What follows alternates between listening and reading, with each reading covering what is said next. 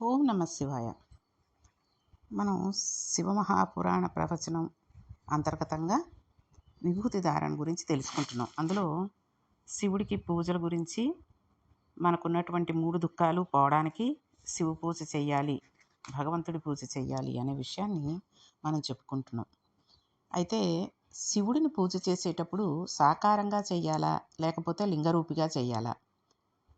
శివుడిని లింగరూపిగానే మనం సాధారణంగా పూజ చేస్తాం. అంతే కదండీ! శివాలయాల్లో అక్కడ కూడా లింగ రూపంలోనే ఉంటాడు కదా స్వామి. శివుడు సాకారంగా ఉన్న దేవాలయాలు చాలా తక్కువగా ఉన్నాయి. శివలింగం శివలింగంలాగానే ఉంటాయి ఎక్కువగా అన్ని గుళ్ళలోనూ. కామ్యము కొరకు ఒక పూజ చేస్తే లేదా అర్చన చేస్తే కలియుగమునందు ఎటువంటి శివలింగాన్ని ఆరాధన చేయాలి? కృతే రత్నమయం లింగం. కృతయుగంలో అప్పుడైతే రత్నాల చేత తయారు చేయబడిన లింగాన్ని ఆరాధన చేసేవారు. త్రేతాయుగంలో హేమ సంభవం. త్రేతాయుగంలో బంగారంతో చేయబడిన శివలింగాన్ని ఆరాధన చేసేవారు. ద్వాపరే పారదం శ్రేష్టం. ద్వాపర యుగంలో పాదరసంతో చేయబడిన లింగానికి పూజ చేసేవారు. ఇప్పటికీ మనకి అలహాబాద్ త్రివేణి సంఘం దగ్గరికి వెడితే అక్కడ పాదరసలింగం దేవాలయం ఉంటుంది. నిజంగా అసలు దాన్ని చూసి తీరాలండి. అయితే ఇక కలియుగంలో పార్థివంతు కలేయుగే. కలియుగంలో అయితే పార్థివలింగాన్ని ఆరాధన చేయాలంటే మట్టితో చేయబడిన శివలింగాన్ని ఆరాధన చేయాలి. ఆరాధన చేసేటప్పుడు శౌచముతో పూజామందిర ప్రవేశం జరిగి మన మనస్సు బాగా నిలబడడం కొరకు వినా భస్మ త్రిపుండేన వినా రుద్రాక్ష మాలయ బిల్వపత్రం వినానైవ పూజయేచ్చం కరంబుధ అన్నారు. శౌచముతో అంటే శుభ్రంగా ఉండి స్నానం చేసి శుభ్రంగా ఉతికారేసిన బట్ట కట్టుకుని, కొంతమంది ఈ పంచా కండువా కట్టుకుని ఎంతోసేపు చేసుకోలేదు కదా పూజ, మళ్ళీ రేపటికి అదే కట్టేసుకుందామని ఓ పక్కన పెట్టుకుంటూ ఉంటారు. లేదా మామూలు బట్టల్లోనే పెట్టేసుకుంటూ ఉంటారు. అది తప్పు. ఏ రోజు కట్టుకున్న బట్ట తీసేసి మళ్ళీ ఉతికారేసుకుని మర్నాడు కట్టుకోవాలి తప్పితే అదే బట్టని మార్చి వారం రోజులు కట్టుకుని ఒకేసారి ఉతుక్కుంటాను అంటే మాత్రం అవ్వదు. అయితే ఇక్కడ మన మనస్సు బాగా నిలబడడం కొరకు ఏం చేయాలంటున్నారంటే, సాధ్యమైనంత వరకు ఈ 3 లేకుండా పూజ జరగకుండా చూసుకోవాలి అన్నారు. అంటే ఈ 3 లేకుండా పూజ చెయ్యకూడదు. అవేంటేంటి? భస్మము అంటే తేలిగ్గా చెప్పాలంటే బూడిద. దానిని 3 గీతలుగా లలాటమునందు పెట్టుకోకుండా పూజ చేయవద్దు. లలాటం అంటే నుదుటినందు పెట్టుకోకుండా పూజ చేయకూడదు. శివలింగం మీద ఆజ్ఞాచక్రం మీద బొటనవేలితో పొట్టు పెట్టే అధికారం ఒక్క గురువుకి మాత్రమే ఉంటుంది. కాబట్టి స్త్రీలైనా పురుషులైనా నుదుటి యందు విభూతిని 3 గీతలుగా మాత్రమే పెట్టుకోవాలి. విభూతిని పెట్టుకోకుండా ఉండకూడదు. రుద్రాక్షమాల వేసుకోకుండా పూజ చేసుకోకూడదు. కనీసం పూజ చేసుకునేటప్పుడైనా రుద్రాక్షమాల వేసుకుని అయిపోయిన తర్వాత తీసేసైనా పెట్టచ్చు. ఇకపోతే 3వది బిల్వపత్రం లేకుండా పూజ చేయడం అంత మంచిది కాదు. బిల్వపత్రాలను కొన్ని రోజుల పాటు నిల్వ చేసి పూజలో కూడా చేసుకోవచ్చు.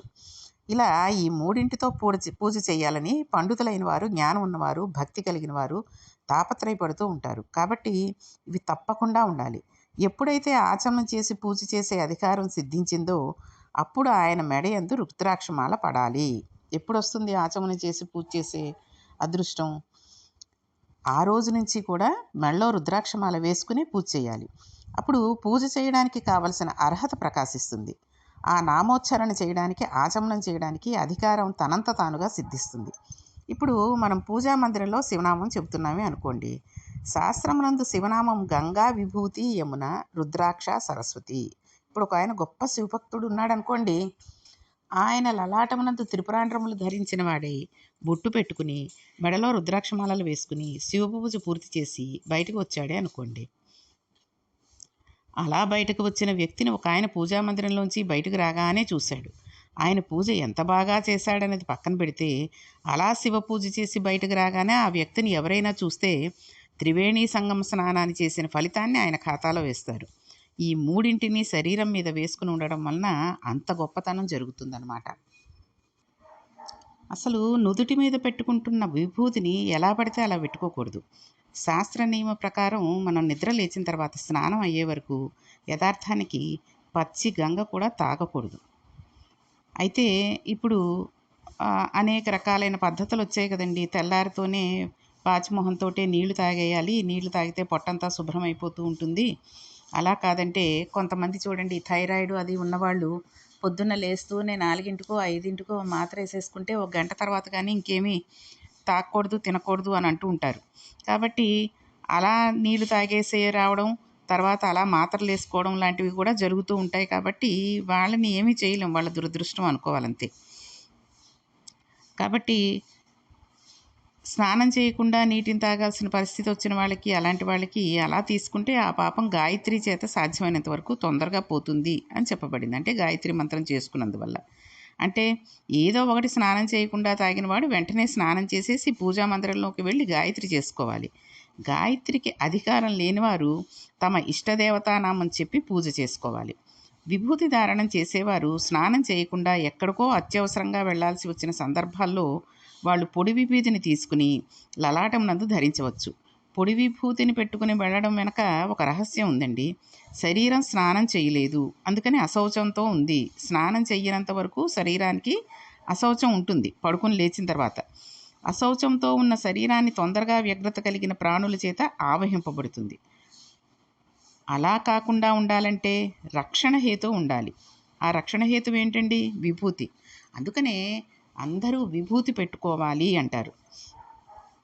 చాలామందికి విభూతి పెట్టుకున్న వాళ్ళందరూ శైవులు అని ఒక దురభిప్రాయం ఉంటుంది. అది సరికాదు. విభూతి పెట్టుకున్న వాళ్ళందరూ శైవులు అంటే శివభక్తులు కాదు. విభూతి వేదప్రోక్తంగా చెప్పబడిన విషయం. కాబట్టి శంకర భగవత్పాదులు శైవుల?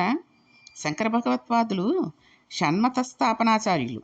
ఆయన కన్నా విష్ణుభక్తుడు ఎవ్వరూ ఉండడు. అటువంటి విష్ణుభక్తుడు శంకరాచార్యులు వారు. సరస్వతీదేవి ఆయనను విష్ణు సహస్రానికి భాష్యం రాయమని అడిగింది. ఆయన భాష్యకర్త. ఆయన జీవిత ప్రారంభమే లక్ష్మీదేవి మీద కనకధార స్తోత్రంతో ప్రారంభమైంది. లక్ష్మీదేవి ప్రత్యక్షమై ఆయనతో మాట్లాడింది. అటువంటి శంకరాచార్యులు వారు విభూతి పెట్టుకుంటే మనం ఆయనని కేవలం శైవుడని అంటే మనం పొరపాటు చేసినట్టే. ఈ రోజుల్లో చూడండి చాలామంది ఈ వాట్సాపుల్లో అవిను మెసేజ్లు పెట్టేస్తున్నారు. అది తెలిసి చేస్తున్నారో తెలియక చేస్తున్నారో తెలియట్లేదు. కానీ ఏదైనా ఒక భగవంతుడిని రూపాన్ని ఆయన ఫలానా, ఆయన హిందువు కాదు, ముస్లిము, లేకపోతే ఆయన ఇంకొక మతానికి చెందినవాడు కాబట్టి వాళ్ళని పూజ చేయవద్దు, ఇలాంటివన్నీ చెప్తూ ఉంటారు. తెలిసి తెలియని అజ్ఞానంతో అలాంటివి మాట్లాడడం చాలా తప్పు. అందుకని ఆయనని కేవలం శైవుడని అంటే మనం పొరపాటు చేసినట్టే అవుతుంది. విభూతి ధారణం కేవలం శైవులు చేసేది కాదు. విభూతి ధారణం వైదికం. అంటే తప్పనిసరిగా ప్రతి ఒక్కళ్ళు పెట్టుకోవలసిన విభూతి బొట్టు. బ్రహ్మమును తెలుసుకోవాలనుకున్నవాడు, కొన్ని ఫలితాలను పొందాలని అనుకున్నవాడు, ఈశ్వరారాధకుడు కావాలనుకున్నవాడు ఎవరైనా సరే భస్మధారణ చేయవచ్చు. స్త్రీలు, పురుషులు, పిల్లలు ఎవరైనా సరే అందరికీ విభూతి పెట్టుకునే అధికారం ఉంది. స్నానం చేయకుండా వెడుతున్నా పొడి విభూతిని పెట్టుకుని వెళ్ళొచ్చు. తడి విభూతిని మాత్రం స్నానం చేయకుండా పెట్టుకోకూడదు. స్నానం అయిన తర్వాతే మగవాళ్ళు పూజ చేసేటప్పుడు విభూతిని తడి చేసుకుని ఇలా 3 నామాలుగా పెట్టుకుంటారు. స్నానం చేస్తే పూజ చేసుకునే ముందు విభూతిని పొడి చేసి ఎడమ చేతితో వేసుకుని దాంట్లో 2-3 నీటి చుక్కలు వేసుకోవాలి. నీటి చుక్కలు వేసి ఇప్పుడు ఆ ఎడమ చేతితో వేసిన విభూతి మీద కుడి చేతిని మూత పెట్టాలి. మూత పెట్టి ఆ విభూతి చేత మనకు కలిగే గొప్ప మహత్యం గురించి శబ్దశక్తి చేత మనం దానిని అనుసంధానం చెయ్యాలి. ఎలాగా? భూతిం భూతకరీ పవిత్ర జనని పాపౌఘ విధ్వంసని సర్వోపద్రవనాశిని శుభకరీ సర్వార్థ సంపత్కరీ భూతప్రేత పిశాచ రాక్షస గణారిరిష్టారి సంహారిణి తేజోరాజ్య విశేష మోక్షలహరి విభూతి సదా భార్యతాం అని చెప్పుకోవాలి. ఇది సమస్త పాపాలని పోగొడుతుంది. ఇది మన శరీరానికి అలది ఉండగా భూత ప్రేత పిశాచ రాక్షస గుణాలు మన ఇంట్లో ప్రవేశించవు. అందుకే విభూతి పెట్టుకున్న వాళ్ళ ఇళ్ళలో చెడు గ్రహాలు, చెడు రాక్షస గుణాలు అన్నటువంటివి, గాలి, ధూళి లాంటివి ఉండవు. అందుకే పిల్లలకు కూడా చూడండి భయపడినప్పుడు అప్పుడు కూడా కాస్త విభూతి పెడుతూ ఉండండి అంటుంటారు. అందుకే ఒక్కొక్క మహాత్ముడు ఇంట్లో తిరుగుతుంటే ఆయన విభూతి ప్రకాశించినంత మేర ఉగ్రగణములు ప్రవేశించవు. ఇది తేజస్సును ప్రసాదిస్తుంది. అది విశేషమైన ఐశ్వర్యాన్ని ఇయ్యగలదు, మోక్షాన్ని కూడా ఇవ్వగలదు. కనుక నేను ఈ విభూతిని ధరిస్తున్నాను అని చెప్పి తీసుకోవాలి. అలా కాకపోతే విభూతి ధారణకు ప్రత్యేక మంత్రం ఒకటి ఉంది. అగ్నిరితి భస్మ, వాయురితి భస్మ, జలరితి భస్మ అంటూ ఒక మంత్రం ఉంటుంది. అని మంత్రం చెప్పి మనం విభూతిని నుదుటికి ధరించవచ్చు. బ్రహ్మచారి అయితే, అంటే ఒడుగైపోయి ఇంకా పెళ్లి కాని వాళ్ళు వింటే సాధ్యమైనంత వరకు ఓం త్రయంబకం యజామహే సుగంధిం పుష్టివర్ధనం ఉర్వారుకమివ బంధనాన్ మృత్యోర్ముత్యయామామృతాత్ అని చెప్పి ఆ సజల విభూతిని ధరించాలి. సజల విభూతి అంటే తడిసిన విభూతిని ధరించాలి. ఇవేవీ చేత కాదండి, ఏమీ రావనుకున్నారనుకోండి, చాలా తేలికైన మార్గం ఒకటి ఉంది. కుడి చేతిని ఎడం చేతి మీద వేసి శ్రీకరంచ పవిత్రంచ రోగశోక నివారణం లోకే వశీకరం పుణ్యం భస్మత్రైలోక పావనం అని చెప్పాలి. దీని ధారణ చేత నాకు ఐశ్వర్యం కలుగుతుంది, ఇది నన్ను పవిత్రుణ్ణి చేస్తోంది, ఇది నాకు రోగాలు కలగకుండా దోషాలు పట్టకుండా నాకు నివారణ చేస్తోంది, లోకం వశం అయ్యేటట్టుగా చేస్తోంది, ఇది నాకు పుణ్యాన్ని ఇస్తోంది. ఇదేదో వశీకరణ విద్య లాంటిదని అనుకోకూడదు. లోకాన్ని వశం అయ్యేటట్టు చేస్తోంది అంటే లోకాన్ని యథార్థ స్థితి మనకి తెలిసేటట్టుగా చేస్తూ ఉంటుంది. కాబట్టి ఈ పరమపావనమైన ఈ భస్మాన్ని నేను ధరిస్తున్నాను అని చెప్పుకుని విభూతి పెట్టుకోవాలి. ఒకవేళ ఈ మంత్రం కూడా రాకపోతే కనీసంలో కనీసం శివ శివ శివ అని 3 మాటలు అనాలి. అలా 3 మాటలు శివ అని అంటే మంగళం, శోభనం, భద్రం, క్షేమం, కళ్యాణం అన్నిటినీ మనం అడిగినట్లు అవుతుంది. కాబట్టి విభూతి ధారణ చేసేటప్పుడు ఏ మంత్రాలు రావండి, నాకు జ్ఞాపకం ఉండవు, నేనేం చెయ్యాలి అన్న వాళ్ళకి శివ శివ శివ అనుకుని ఆ నామం తలుచుకుని విభూతి పెట్టుకోవాలి. ఇప్పుడు ఈ మాటలు చెప్పి ఈ విభూతిని తీసి 3 వేళ్లతో విభూతిని పెట్టుకుంటూ ఉంటారు. అలా విభూతి ధారణ చేయకూడదు. శాస్త్రమందు అది దోషభూయిష్టం. అలా పెట్టుకోకూడదు. మనల్ని ఎప్పుడూ లోకంలో 2 వేరు చేసి చూపిస్తూ ఉంటాయి. అందులో మొట్టమొదటిది కన్ను. దాని అమరిక అంతే. అది ఎదుటి మనిషిని చూడగానే ఆయన ఫలానా వ్యక్తి, నేను ఫలానా వాడిని అని మన ఉనికిని తెలియజేస్తుంది. అంటే ఎదుటి వ్యక్తి నుండి మనల్ని వేరు చేస్తుంది. కన్ను ఇప్పుడు 2గా చెబుతుంది. ఆ 2 ఒకటే అని నేత్రం చెప్పదు. అది దాని తప్పు కాదు, అది దాని లక్షణం. అది మాంసనేత్రం అయిన కారణం చేత చూడబడుతున్న వస్తువు వేరు, చూస్తున్న వస్తువు వేరు అంటుంది. అంతేగాని తాను ఎదుటి వ్యక్తి ఒకటే అని ఈ కన్ను ఎప్పుడు చెప్పదు. ఈ కన్ను చూపించే వస్తువులను వేరుగా చూపించి చెప్తుంది. ఈ కన్ను చూసినదల్లా ఇది నేను కాదు అని అంటుంది. కాదనుకునే కన్ను చేత చూడబడిన మనోభావనను చేతివేలు వేరు చేసి చూపిస్తూ ఉంటుంది కదండి. రజోగుణం వ్యగ్రత ఏర్పాటు రెండింటినీ చూడడం చేతి చూపుడు వేలు మనోభావన. అందుకే కుడి చేతి ఏ చెయ్యైనా వేలు పెట్టి మొదటి వేలు చూపుడు వేలుతోటి ఏది చూపించకూడదు అంటూ ఉంటారు.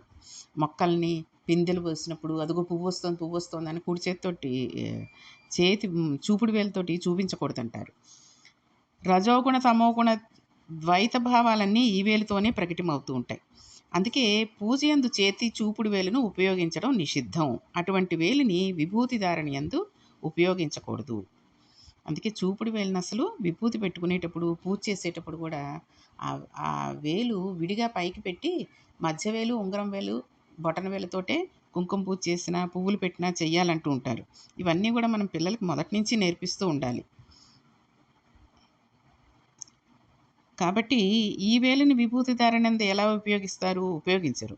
అందుకని నీటి యందు భస్మం తడిపి మృగముద్ర పట్టమని శాస్త్రం చెబుతుంది. మృగముద్రని జాగ్రత్తగా పరిశీలిస్తే అది ఏలేడో జింకో కొమ్మలతో నిలబడినట్టుగా మనకు కనబడుతుంది. అంతే కదండి. ఉంగరం వేలు, మధ్య వేలు, బొటన వేలు 3 కలిపి చిటికిన వేలు, చూపుడు వేలు విదిలేయండి. అది ఒక జింక కొమ్ములతోటి ఇలా పైకి లేపి మూతి ఉన్నట్టుగా అలా అనిపిస్తుంది. అది మృగముద్ర అంటారు.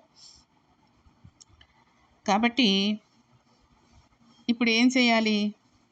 3 వేళ్ళు కలిసి ఉంటాయి, 2 వేళ్ళు నిలబడతాయి కదండి. ఇప్పుడు తడి భస్మంలో ముందుగా మధ్య వేలుని, ఉంగరపు వేలుని ముంచుతారు. తర్వాత బొటన వేలుని ముంచుతారు. ముంచిన తర్వాత కుడి చేతి వైపు నుండి ఎడం చేతి వైపుకు బొటన వేలు పట్టగలిగినంత దూరం విడిచిపెట్టి నుదుటి మీద ప్రయాణం చేయాలి, కుడివైపు నుంచి ఎడం వైపుకి. అప్పుడు బొటనవేలికి సజల విభూతి ఉంది కదా, ఈ 2 వేళ్ళు గీసిన విభూతి రేఖల మధ్యలోంచి విభూతితో కూడిన బొటల వేలును లలాటం మీద రాస్తూ వెనక్కి తీసుకురావాలి. దీనిని శాస్త్రోక్త విభూతి ధారణము అంటారు. ఇక్కడ వీళ్ళకి అర్థమైందో లేదో ఒకసారి మళ్ళీ చెప్పుకుందాం మనం. అంటే రోజు నిత్యము విభూతి ధారణ చేసే వాళ్ళందరూ ఎందరో మహాత్ములు ఉంటారు, కానీ ఒక్కసారి మామూలు ప్రజానికానికి కూడా తెలియాలి. కాబట్టి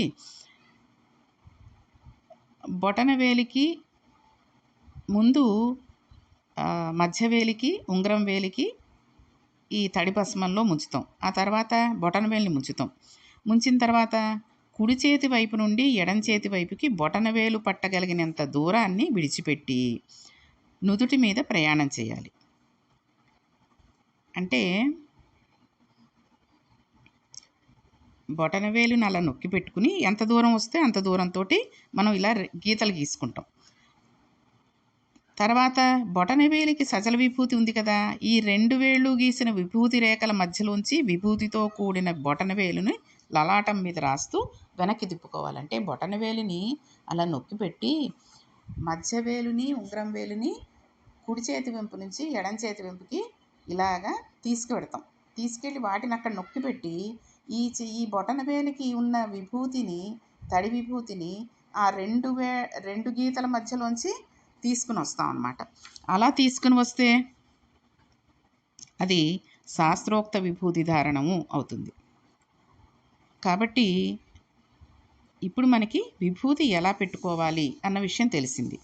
ఈ విభూతి ధారణ గురించి ఇంకొన్ని విషయాలు, అసలు ఏ రకంగా విభూతి ధారణ చేస్తే ఏ రకంగా కనిపిస్తుంది అనే విషయాన్ని మనం రేపటి పారాయణంలో తెలుసుకుందాం. ఓం నమః పార్వతీపతి హర హర మహాదేవ శంభో శంకర.